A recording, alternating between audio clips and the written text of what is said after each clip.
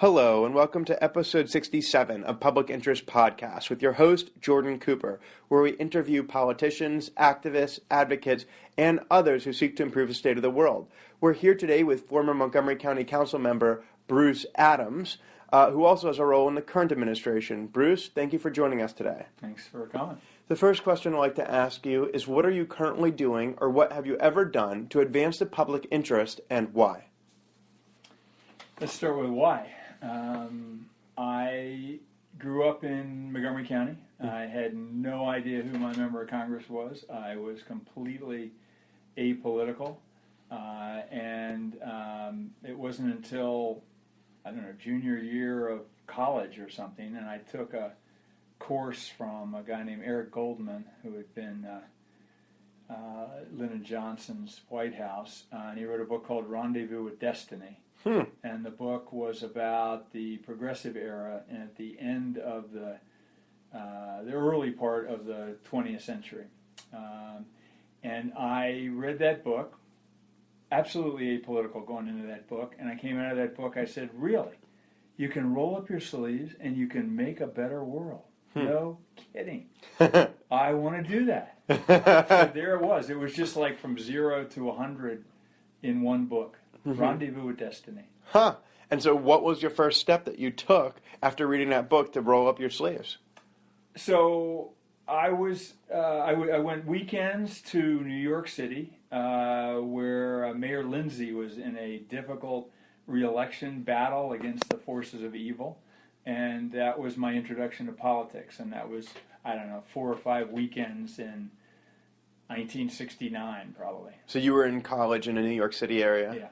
And you volunteered for a mayoral campaign. Right. And that was really your first... Lindsay seemed like the good guy, and actually the Democratic candidate was the force of evil. So I wasn't partisan in any way at that time, so it was no problem for me to just say, Lindsay's a good guy. Yeah. Yeah. So that was my introduction. And then when I came home from college, we got, this was 1970, and it was Kent State in Cambodia, and everybody just went home. It was crazy. It was springtime, and people just left college campuses all over America, and went home to work for congressional candidates. And so I came down here and I looked around, and I hooked up with a preacher, Episcopal priest named Tom Allen, who was a peace candidate. And I worked nonstop from the spring until he lost the primary to Tommy Boggs in September. At which point I literally had no plan. And I said, whoa, what do I do? So what party was it? Oh, he's a Democrat. So you had worked on a Republican campaign, liberal Republican, and then a peace Democrat. Okay. And at that point, I came back here and I realized that the good guys were the Democrats, and but that they needed to reform. So there was a reform Alliance for Democratic Reform here, which was a sort of new Democratic coalition group in Montgomery County. And so we started, I started working with them. I started working with Suburban Maryland Fair Housing. And,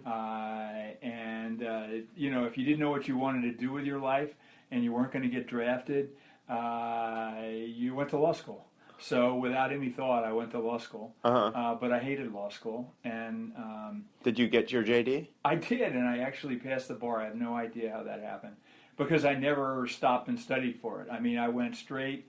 I hated law school. I took some time off and worked in the McGovern campaign, and I took the steepest learning curve I've ever had in my life was I took a semester off and worked for State Senator Vic Crawford in Annapolis. And it was 90 days of learning amazing stuff every day, being absolutely appalled by some of the corruption and cronyism down there, but being amazed by the possibilities of reform. And what time was this? This was in the 70s? This was 1972. So Marvin Mandel was governor, and he would later go into prison, actually. So you were there during Agnew that time. had already, right. I actually wrote. And Spiro Agnew. So I was down in Annapolis, and it was amazing. There was a National Environmental Policy Act, and I actually got a Maryland version of it passed with Crawford's skill. Interesting. And it was a fantastic experience. And I wrote to John Gardner, later to be one of my most important mentors. And who is Gardner? John Gardner was the Health, Education, and Welfare Secretary under Johnson, for the United States. For the United States, who then founded Common Cause and founded a number of progressive good guy organizations, and was the kind of guy that people would write essays about. Why would John Gardner not run for president? That's the kind of guy we need. And I wrote to him. I didn't know him, but I'd read in the New York Times that he was starting a group called Common Cause that was going to fight corruption and work for open government. And I said, and I read that he was going to start, and I joined the first ad in the New York Times I saw. I sent my money in, and then I read that he was going to start state groups to demonstrate, try to make a difference on the same kinds of issues at the state level. And I wrote to him and I said, you got to go to Maryland. This is a cesspool of political corruption and closed government. And when you spoke of Spiro Agnew, just for our listeners, in case you don't know, former governor of Maryland, former vice president of the United States under Richard Nixon, who was actually forced to leave office under threat because of local government, state government. When he was county executive of Baltimore County. And governor. Okay. Maryland seemed to me to be the obvious pilot program for remedying the issues of ethics and closed government. And they chose Colorado rather than Maryland as their demonstration. But I was a law student in Washington, and they said, "Why don't you work part-time?" So I got one of the coolest jobs you could imagine. I was drafting. They had open government, ethics, campaign finance reform as the major issues at the national level. And what they decided was, let's do this at the state and local level. Let's have model legislation on these topics. And I was a young law student, and they said, write these bills. And then after I finished law school, I went to work there, and it was maybe one of the most productive periods of my life. I mean, I was working for Common Cause. 25 years old, and I was writing model bills that, because of corruption scandals all over the country, were passing state and local governments like crazy. David Broder, the famous Washington Post columnist and reporter, would call me every 6 months and say, I'm going to write another essay about why the Congress can't be as good as the states about campaign finance disclosure or open government. Now, how many I was the guy who kept the chart. How many local governments, how many state governments have passed your model bills? And there I was, whatever it was, 25, 6, 7 years old, and I would, every 6 months I'd read in David Broder's column. It wouldn't be my name. It would be, Common Cause says that 20 states have done this. Why can't Congress do it? It was incredible. So but I've got to confess right now, because I'm thinking about it after this election, that two of the issues that I became the research director at Common Cause, and two of the issues that I worked really hard on redistricting, trying to get a fair system of redistricting, and only California passed the model bill that I wrote there. And now, of course, it's a hot topic that we've got to be fairer about how we. The horrible gerrymandering that we've got now is one of the things that have forced us into such a divisive. And you got this passed in California in the 70s? Only in California was the only state that had a commission for a long time, but now I think it's gonna. The courts are starting to move on it now. Yeah. So I that was a failure, and boy, the country could have been different if we could have been as successful with that as we were with some of the other open government, freedom of information, ethics laws. So you, The other one that I'm really upset with, that was on my agenda, Yeah. I didn't do the kind of work I did on the others, was the Electoral College didn't make any sense to me. Why did we have an Electoral College? Couldn't we change that? And I guess I just thought it was too hard because I never put the work into that I put into the other issues. Now, there has been similar legislative reform over the last 2 centuries, right? Because originally, well, not only do we continue to not directly elect our president by popular vote, but we used to not directly elect our U.S. senators. They used to be elected in the state legislatures. Of course, amendment to the U.S. Constitution changed that. So now you're circling back to the progressive era that I read about as a college student that turned me on to I want to change the world. Right. So then I luck out and I worked for John Gardner for a number of years. And I remember someone came to me and one of the delegates in Annapolis and said, join my ticket. Let's run for the House of Delegates. And I thought, again, I'm 27 or something. I was like, how could I possibly do as much change in one legislature as because of this luck that I had that I got this great job at Common Cause that I'm doing all over the country. Mm-hmm. So, but it's a part-time legislature. Why couldn't you run and keep your job? Well, I think I did the best of both worlds. I kept the job, and I used Maryland as, this will seem politically incorrect, my guinea pig. Demonstration state. Absolutely. Well, let's not call it guinea pig. Let's use Justice Brandeis. Justice Brandeis said that the state and local government should be our laboratories of democracy. So, not a guinea pig, a laboratory of democracy. And so it was fantastic. And I had a number of, I remember Don Robertson and Helen. So you became a delegate?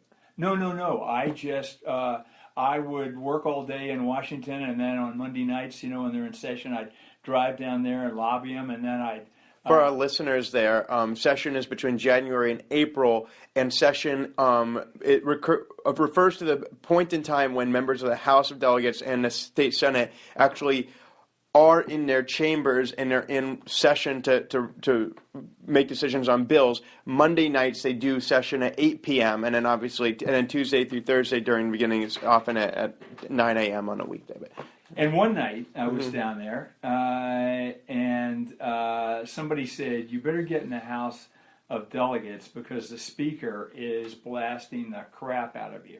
And I'm by name or your bills? By name. Oh. And I'm like, uh-oh. And I had, I was the shiny, bright young reformer, right? Mm-hmm. So the Washington Post and Baltimore Sun, they would print any op-ed I wanted. And I had an op-ed in the Baltimore Sun. I forget the topic, but it was generally, good government reform, campaign financing or ethics or something. And Speaker Briscoe was not happy. And then my life changed about a few weeks later. One of my, I thought at the time, unlikely allies was the Senate President, Steny Hoyer. Mm-hmm. And I say unlikely because Steny was from the Prince George's County Democratic machine. Mm-hmm. Well, I was all about blowing up machines, not partnering with them. But when he got elected to the Senate, I thought, well, I'll try him. Let's talk to him. And he was great, and he was supporting all our stuff. So he was in. Did he get any blowback from the machine if he was willing to sponsor or participate with you in legislation that would deconstruct the machine that got him elected? The machine didn't care about these things. They wanted what they wanted. They wanted their real estate deals and the racetrack, and he ended up, and he wanted to be governor. So there, instead he's in the top leadership in the Congress now. He's number two to Nancy Pelosi. Yeah, exactly. Yeah. But I forget whether it was in Bowie or Laurel, but I remember it was a parking lot. Everyone else had left the meeting. I had invited him to come speak to the Common Cause group in Maryland. Yeah. And everybody had left the meeting. I remember it was a parking lot. It was dark. It was in Prince George's County.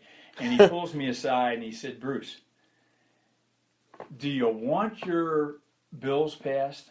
And I said, sure. And he said, will you stop beating up the speaker? Because if you keep beating him up, he's going to kill all your bills. And if you just shut up, you've done your work. You wrote the bills. You got my attention. I'm going to get them passed. Just cool it. So that's where I learned the advantage of collaboration. Steny Hoyer literally changed my whole approach, which was hair on fire, I'm the reformer, I'm always right and they're always wrong, to maybe I ought to try to listen to people and get along a little bit and try to make things happen. Now, and Steny was good for his word. I mean, he passed all of us. But Bruce, if you hadn't gotten people's attention with the op-eds, if you hadn't, then if you would have just kept it cool the whole time, would you ever have gotten anyone's attention? Who knows? But it's kind of the old one too. You get the attention and you're cool. But I just found that I'm an introvert, not an extrovert. So all of this was very hard for me. I mean, I was fighting. The Democratic Party in Montgomery County used to have a ballot, and if you didn't get on that ballot, you didn't win. And it was in the primary, and the reform groups hated it because we were always on the outside. We weren't in the ballot, and we thought it was kind of a fixed election. And I ended up standing up in all kinds of meetings, protesting this. And I remember I thought I was going to get an ulcer. I mean, I'd never opened my mouth. Did you fear public speaking? Absolutely terrified. But I just taught myself that if I want to make a difference, I just got to learn this. And so I'm not quite as terrified of it anymore. But it was just something that I had to do. And so it wasn't by nature that I was in bashing everybody and acting like I knew everything.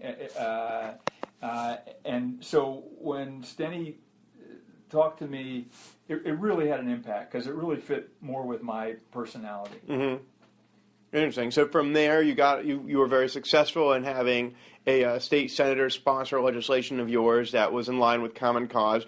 And now, what is your title in the county government? So I'm the director of the Office of Community Partnership for County Executive Ike Leggett. And Ike Leggett is the county executive, is a former county council member. Did you ever serve with him in the county council? So Ike and I met in a I can't remember, fast food place near the Howard Law School where he worked, and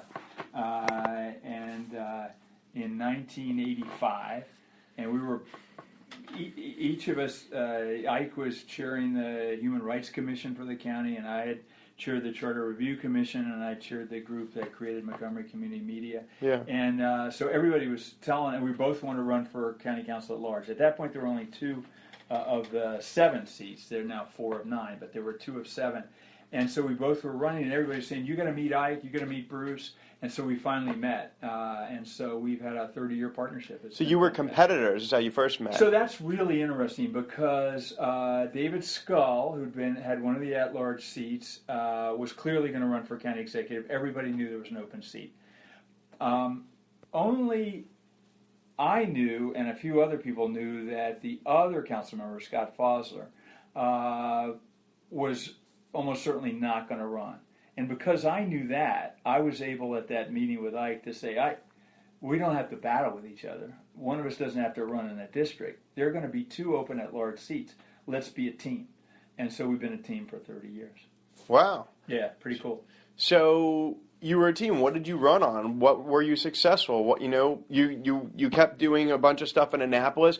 You were let's go back. You were asked to join a ticket as a delegate. Did you join the ticket? No. Why? You were 27. You decided not to run. I was 27, and I was changing laws across the country, and it didn't seem like being a delegate I could have as much impact. And I was having an impact in Maryland. From the Common Cause side, so. But then you I went. think that would have been too early. But and how old were you when you ran for county council? So that was 86. So I was almost late 30s. Okay, so you waited about a decade between when you first were asked to run for delegate. So I decided I had no interest in running. I decided I had a perfect life. I had this great job at Common Cause. And Hoyer was appointing me to state commissions, and the county council and the county executive were appointing me to local county positions, and so I had my foot in state and local politics, but I didn't have to raise any money. I didn't have to do what was going to be hard for me, which is to go out and ask people for help and go out and be a public speaker. Yeah. It just seemed perfect. And I remember, but then one of the issues that I was working on was we had the county executive Gilchrist had asked me to chair the committee to figure out what to do with all the cable money. All the big cable firms were bidding to get Montgomery County because it was a gold mine, and so they were promising just boatloads of money for public community access. So he wanted that figured out. And what I thought would be an easy exercise turned into a bloodbath, because the county council at that time in the middle 80s was completely divided. There were 4 council members who were adamantly opposed to whatever Charlie Gilchrist did. He said white, they said black, and he had 3 allies. But it was just a bloodbath, and I got caught in the middle of that. And I remember being called by a foundation that I was working with that said the National Leadership Group, Leadership Montgomery and all those, they wanted a pamphlet written about leadership, and would I write it? And I remember telling them, absolutely not. I just lived leadership for the last year and a half on this commission. It was an awful experience. I want nothing to do with it. And then, of course, that night I thought about it, and I thought, no, that's my life's work. This is a great opportunity to write this book. So I wrote this little booklet about leadership, a collaborative leadership, the leadership that Steny taught me about, the leadership that John Gardner taught me about.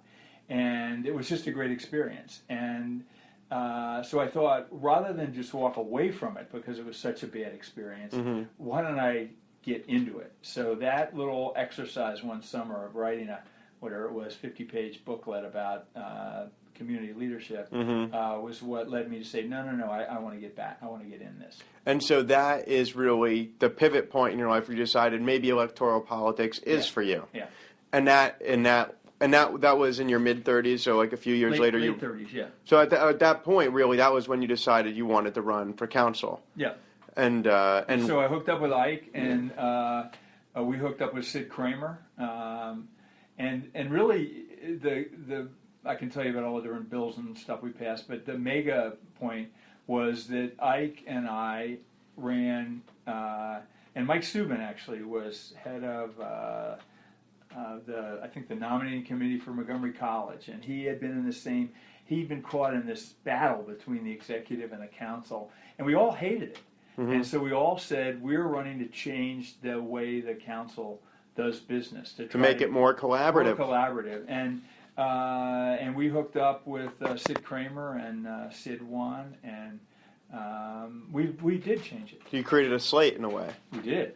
Which I had battled against in my reform days. Quite a turn of the tables for you. A little bit of a change. Created your own machine, having first started campaigning against the machine. But it was definitely a slate in the election. Yeah. So as we reach the end of this podcast, I'd like to ask you a final question, which is to reflect upon your years in service, from fighting the machine and being more of the reformer to learning how to collaborate and having a different approach.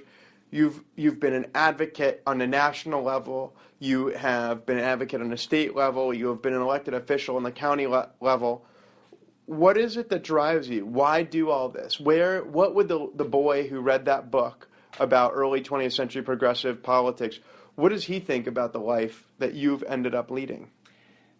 Again, I go back to that book, and every campaign talk I gave in 1986, and I referenced that experience, and that's the motivating factor. And then lucking out and having the extraordinary John Gardner as a mentor, I've been able to spend my whole life working on things that I cared about and trying to make a difference. And it's so rewarding. I mean, it's not always rewarding financially, but I've lucked out, and I have a really excellent life, thanks to my wife sometimes, carrying the financial load more than I did at moments.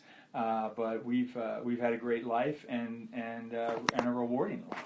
So that has been Bruce Adams, who speaks about the fulfillment from good governance and finding that if you fight for something that's more fair, trying to create a system that is a little bit more representative of the people and less rigged and a little bit more fair, then that's something worth fighting for. And sometimes you even have to overcome personal challenges in order to make sure that you can better serve the community of which you are a part. So thank you so much for joining us. This has been episode 67 of Public Interest Podcast with your host, Jordan Cooper, where we interview politicians, activists, advocates, and others who seek to improve the state of the world. Bruce, thanks for joining us. My pleasure. I appreciate you inviting me. And we will talk to you next time. Bye.